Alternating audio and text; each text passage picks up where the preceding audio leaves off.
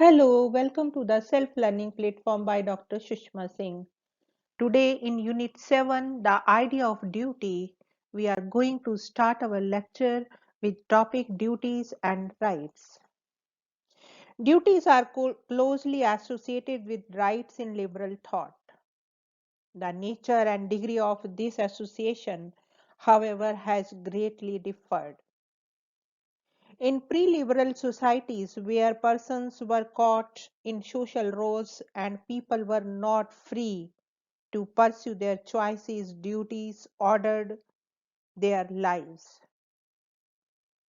Liberal transportation led to stress on rights, and duties were seen as correlated to rights.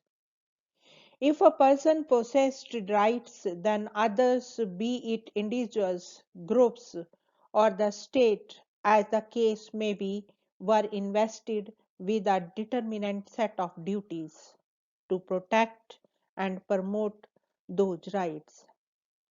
If I have a right to physical security, others have a duty not to violate or assault such security. And if it was violated or assaulted, the state is duty bound to come to my protection.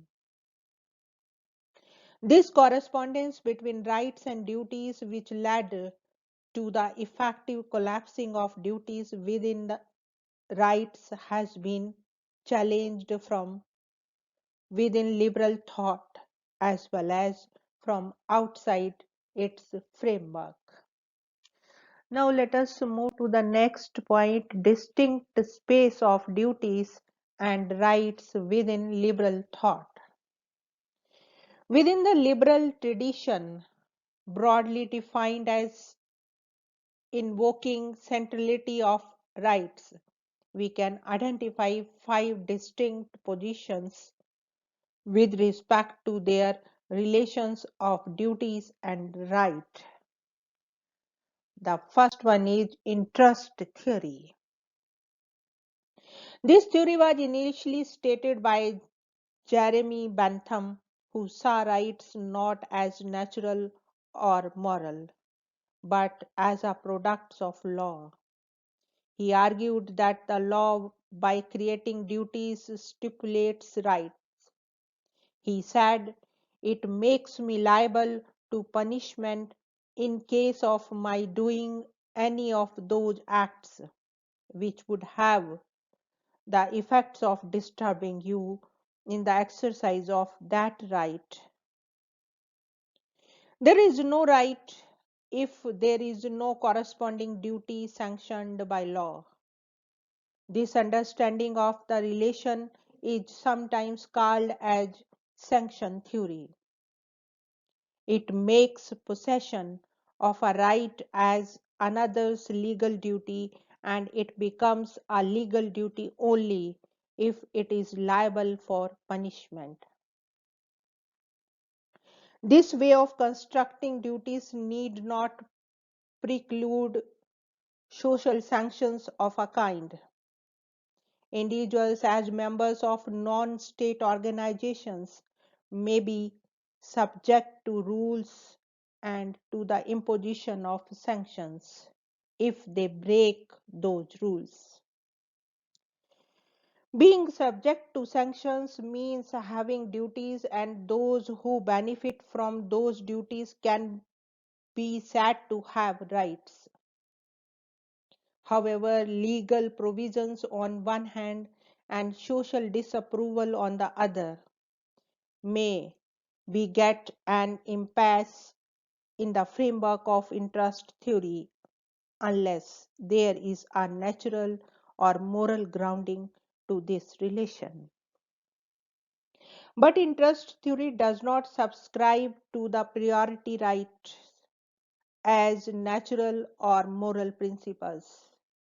A case in point is when the law states that its citizens have the right to preach and practice its religious beliefs, and whenever it does so, it is restrained by threats and actual use of force by a well organized gang, and society does not establish conditions where such practices are met with approval. In such a case, we can scarcely say that the minority has a legal right to practice its religion, a duty which has to be constantly shored up by force and coercion has little reason in built into it why an action ought to be performed or to be avoided. Therefore, J.S. Mill was to say, to have a right is to have something which society ought to defend one in the possession of, even if we conceive duty as corresponding to rights, it cannot be borne on the back of force and sanctions. Now let us move to the next point, that is choice theory. The choice or will theory counterposes itself against the interest theory, stipulating the relation between rights and duties. One of the important proponents of this theory is H.L.A. Hart. He suggested that a right is a form of choice. The essential feature of a right is that the person to whom the duty is owed is able to control the performance of that duty. The duty right relation is a chain which binds one individual, the bearer of the duty, and whose other end is in the hands of another individual, the bearer of the right, to use it according to his will. It could beget the following relations. The first one is the right holder may waive or extinguish the duty or leave it in existence. The second, after a breach or threatening breach of a duty, the right holder may leave the duty unforced or may reinforce it by suing for compensation. And the third one is the right holder may waive or extinguish the obligation to pay compensation resulting from the breach of the duty.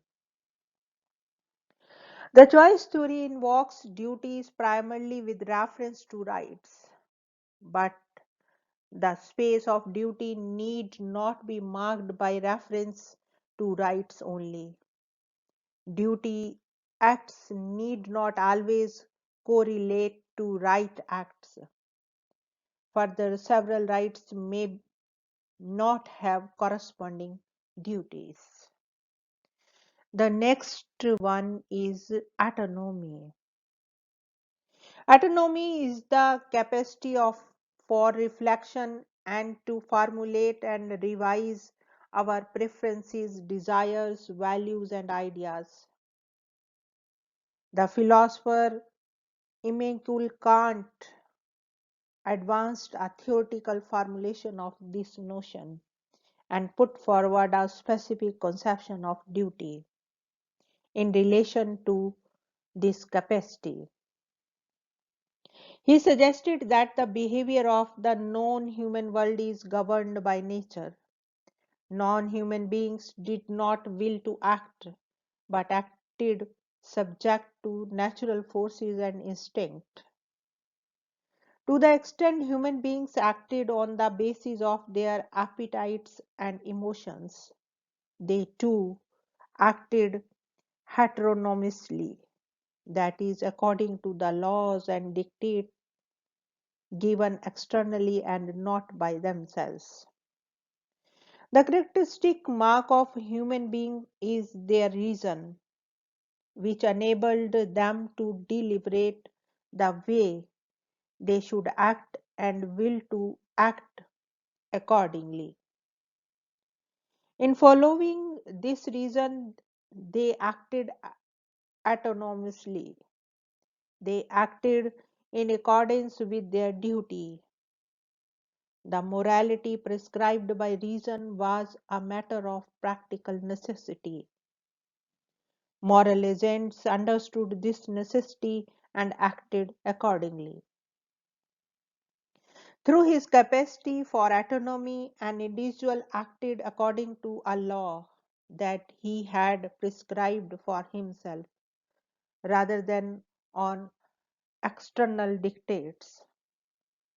For Kant, human beings have a duty to cultivate this autonomy and to act towards others as being possessing this capacity.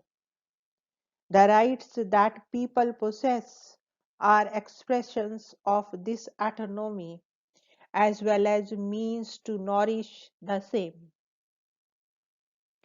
Person possess instinct value and should not be used as the instruments of others' purposes. He defends right on the grounds of duty, which comes not from nature but is a priori regardless of all empirical ends. His famous formulation in this regard was act in such a way that he always treat humanity, whether in your own person or in the person of any other, never simply as a means, but always at the same time as an end. Kantian notion of autonomy can be seen as cherishing a valued end and constructing a preference scheme of values based on it for duties to be pursued. Mainstream contemporary liberalism, however, does not propose any such valued ends and purposes and remains neutral to them. The ends and purposes are the product of choices rather than given. It is stated in a principle instructly drawn from Kant himself. Right is before good.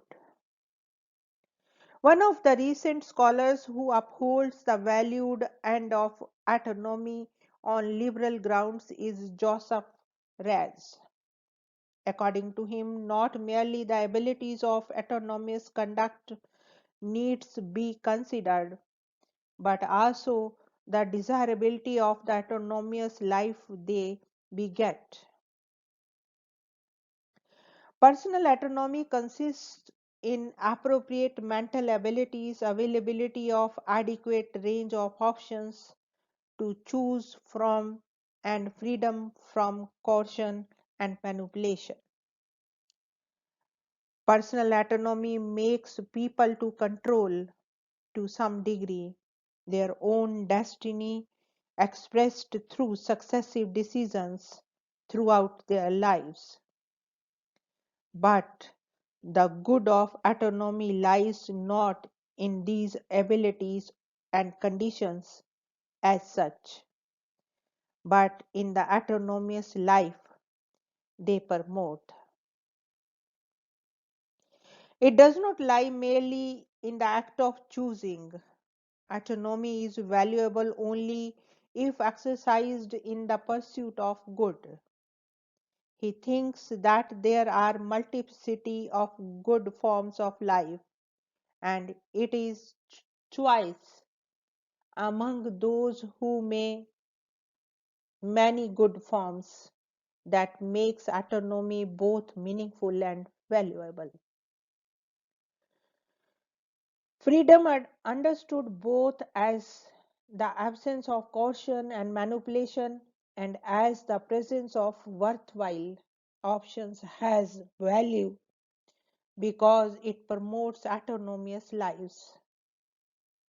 Rights to freedom are justified to the extent they contribute to such an ideal. Rice sketches the following relation between rights and duties. An individual acts has a right if and only if X can have rights and other things being equal, and aspect of X's well-being is a sufficient reason for upholding some other persons to be under a duty. Rights do not entail duties which merely correlate with or correspondent to those rights. Rights are grounds of duties. Rights are the reason for the duties to which they give rise. This does not mean that only rights give rise to duties. Duties might be invoked by other considerations as well. One has a right not merely if one is an intended beneficiary, but only if one's interest is a sufficient reason for holding another to be under a duty. In this consideration, the value of autonomy is qualified by rights, and rights invoke a specific set of duties, although there are types of duties other than invoked in terms of rights. Raz insists upon the importance of the general structure and culture of a society for the possibility and viability of personal autonomy. According to him, an autonomous life can be lived only in the context of shared institutions, values, and opportunities. It requires such thing as a culture of tolerance and a range of career options. He insists upon duties to cherish such a culture ambience. Raj also argues that the state should be committed to promote the good of autonomous life, and its constitution and laws and policies should seek to promote that good. In promoting such a good, the state may avow many individual rights, although many of the goods that the state promotes may be collective goods bound up with the performance of specific duties. Now let us move to the next point, that is justice. John Rawls proposes a set of principles to inform a just society, which he argues all reasonable people will conquer. These principles establish a fair and equal basis for collective life expressed in terms of rights. These principles of justice lead to two sorts of principles: principles for institutions, which apply to the basic structure of society, and principles for individuals, which set the duties and obligations of persons with respect to institutions and one another. Citizens are duty bound to support just institutions as they themselves concur to them. For Rawls, persons are bound to abide by social practices, upholding a just society on the basis of natural duty or obligation.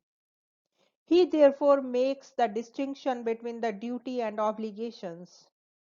Persons may be bound by natural duty or obligation. Natural duties are those moral claims that apply to person irrespective of their consent, such as to help others in distress, not to be cruel, etc. Such duties are not tied to particular institutions or social arrangements, but are owned to person to as persons. They are prior to social agreement or choice. Obligations, unlike duties, describe those moral ties we voluntarily incur.